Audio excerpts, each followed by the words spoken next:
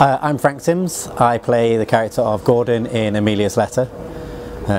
My character is very much set in the modern day. He's an author who, following the runaway success of his debut novel, has to contend with the pressures that come with the infamous second album, so to speak. I began initially by dancing at the age of 3, very much off you go, and sending me on to dance school. My child mind as children both went dancing, and that's where it came from. And steadily as I got older and older, I started experiencing more of the other sides of theatre, so more singing, more acting, getting involved in theatre that way, and eventually made a decision I did want to go into the industry and started looking more at the acting side than the dance musical theatre side, just to broaden my horizons more than anything. After I graduated, quite a mix of theatre and screen. This is also where I met Francis Adams, who's also in the piece, through a bit of musical theatre. Steadily building up my screen credits and doing more in the way of Chekhov's and the Shakespeare's, things like that.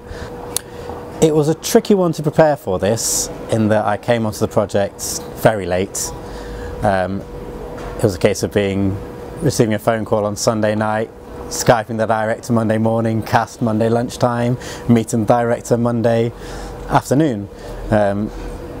That followed 3 days then of being violently ill, which was probably not the preparation, although it did mean that my energy levels by the time we got to set on Friday were actually in quite a convenient place. You have to often use whatever life throws at you and what you know and relate it to a character. And Gordon's a character who's, at the start of this piece, has a lot of external pressure, has a huge weight on his shoulders, so he's not going to be bounding around at the best of times. So coming into it with genuine emotional exhaustion just from the 4 days I'd had previously certainly was a useful tool to bring into the character. And then it comes to this, what else do you know that you can relate into this situation? And we do live in a very high pressure environment anyway, although I'm not a big writer, I do a little bit of writing, and I know that a lot of great work comes out of very dark times, so I can relate back to the bits of writing I've done and how I've been in those low moments, and how that then is a tool that a lot of authors use.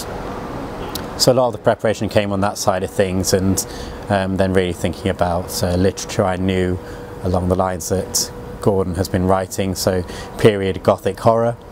Things like Dracula obviously immediately spring to mind, and those sort of things. So there's a lot we know within culture that we can bring to a character like Gordon.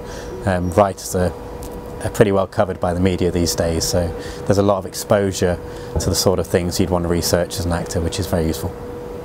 It was very much, I keep coming back to this pressure of expectation and how that vents, and when you've got such pressure it can make people quite temperamental, quite explosive.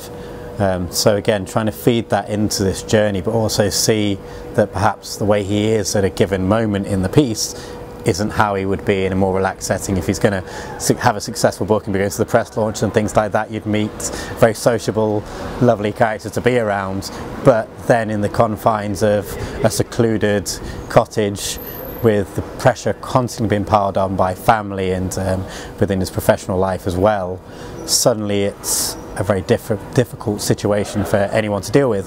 And as I say, it then creates quirks of character that perhaps aren't the most charming and delightful things to be around.